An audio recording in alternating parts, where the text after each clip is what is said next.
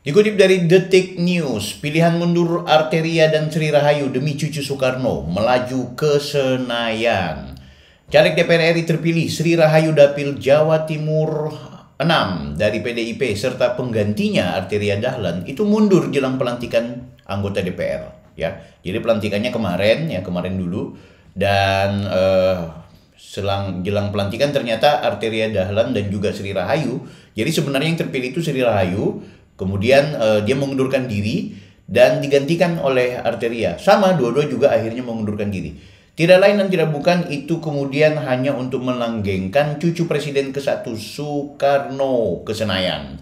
Sebelumnya, penetapan caleg terpilih itu tertuang dalam surat keputusan KPU 1401/2024 tentang perubahan kelima atas keputusan KPU 1206 tentang penetapan calon terpilih anggota DPR dalam pemilihan umum tahun 2024. Dalam SK yang ditandatangani Ketua KPU Muhammad Afifuddin tertanggal Jumat 27 bulan September, nama Romi Soekarno ditetapkan sebagai calon anggota legislatif terpilih dari PDIP Dapil 6 Jawa Timur.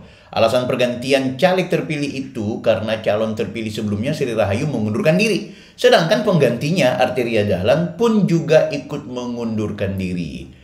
Nah, ini nih yang disampaikan oleh SK ya, yang tertera SK-nya KPU. Menggantikan calon terpilih atas nama Dr. Anda Sri Rahayu peringkat suara kedua, yaitu nomor urut 1, karena yang bersangkutan mengundurkan diri. Dan calon atas nama Haji Arteria Dahlan ST SHMH peringkat suara sah ketiga, nomor urut 4, karena yang bersangkutan juga mengundurkan diri. Demikian kutipan petikan keterangan dalam SK 1401 tahun 2024. Enak sekali ya kalian buat ini negara, semau dewe. Dengan keputusan itu, putra dari Rahmawati Soekarno Putri tersebut dipastikan melenggang ke Senayan dengan berbekal 51.245 suara. Romi akan menjadi anggota DPR bersama adik Pramono Anung, yaitu Pulung Agustanto yang memperoleh 165.869 suara.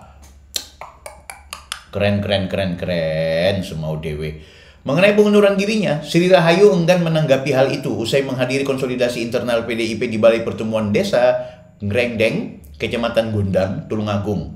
Gak usah, itu katanya Sri Rahayu. Ya, pembicaraan tingkat dewa di internal partai politik.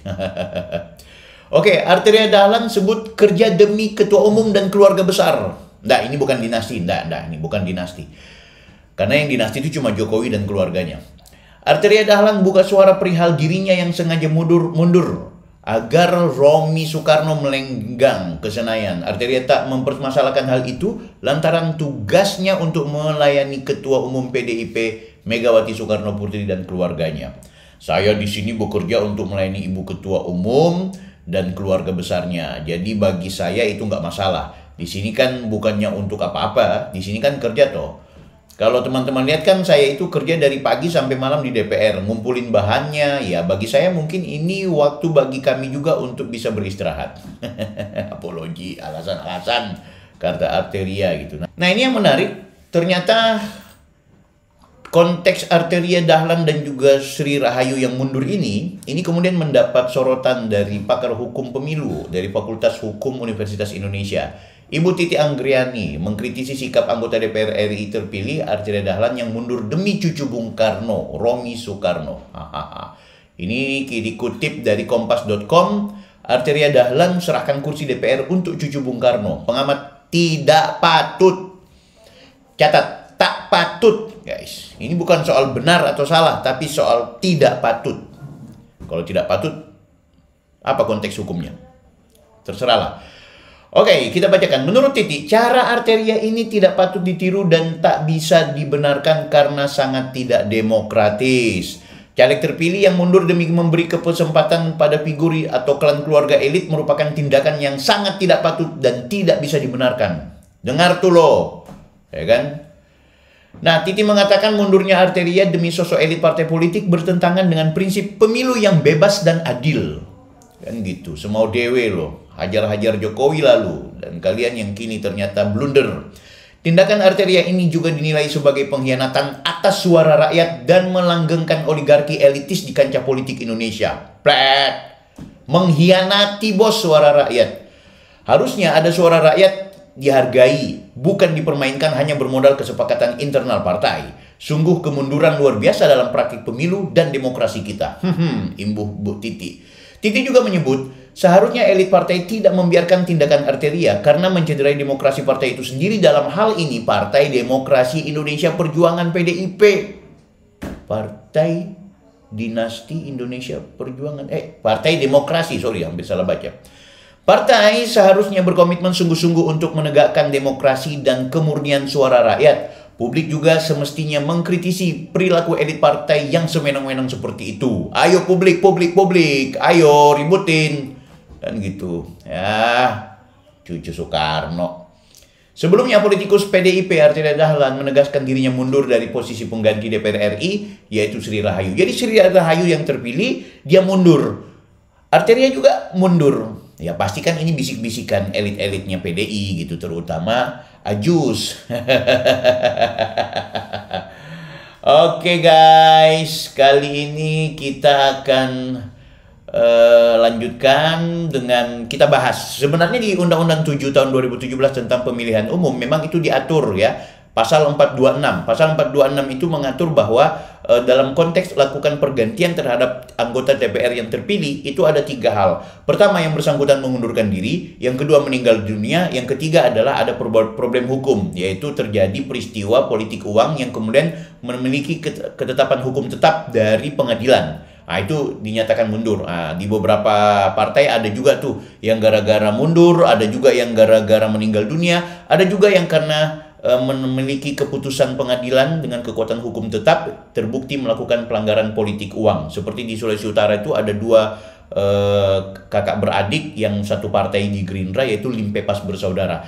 Nah guys, yang paling menarik di sini adalah yang dilakukan oleh Arteria dan juga Ibu Sri Rahayu dalam hal ini adalah Partai Demokrasi Indonesia Perjuangan itu tidak patut dicontoh. Karena memang ini benar-benar mencederai apa yang menjadi amanat Undang-Undang 7 tahun 2017 tentang pemilihan umum. Kalau Ibu Titi tadi menyebutkan bahwa ini juga melanggar asas prinsip adil dan juga bebas. Nah, kalau saya bukan cuma soal asas ya, tapi juga prinsip yang disebut dengan istilah proporsionalitas serta prinsip etika. Ini penting gitu, karena etika berpolitik kita kemudian akhirnya menjadi sesuatu yang perlu dipertanyakan. Oke guys, tapi yang jelas memang charter pemberitaan ini namun tidak terdengar banyak orang yang mau menyebutkan bahwa ini adalah bagian dari politik dinasti. Tapi begitulah, yang jelas kalau kemarin Jokowi dihajar habis-habisan hanya gara-gara anaknya yang jadi wakil presiden dan juga anaknya yang kedua Kaisang yang berencana untuk kemudian menjadi calon wakil gubernur, bahkan sekarang sudah menjadi ketua partai politik, dan menantunya yaitu Bobi Nasution yang hari ini mencalonkan diri sebagai calon gubernur di salah satu daerah yang ada di Sumatera, yang sebelumnya juga merupakan salah seorang wali kota, itu disebut sebagai dinasti. Sementara Partai Demokrasi Indonesia Perjuangan sudah terlalu lama kader-kadernya yang mendidik tentang dinasti kekeluargaan secara politik praktis ini. Saya bukan bilang soal salah dan benar, tapi begitulah realitas politik yang ada di Indonesia, bahwa keluarga politik itu sudah terbangun ya. Kalau dinasti politik perlu kita kritik. Istilah ini juga bias. Kalau kita bicara dinasti politik, maka itu bicara soal bagaimana kekuasaan dipegang oleh paling bapak atau paling kakek, yang kemudian turunannya itu harus mendapatkan jabatan-jabatan berdasarkan perintah dari bapaknya. Tapi di Indonesia semua berdasarkan demokrasi. Sementara PDIP tidak menunjukkan prinsip demokratis. Mengapa? Karena bukan suara rakyat yang menentukan seseorang menjadi anggota DPR RI, melainkan hasil dari perintah atasan, dan itu disampaikan oleh Arteria Dahlan. Kita jumpa di video berikutnya. Saya Bang Bil, Offside. Jangan lupa like, comment, and share.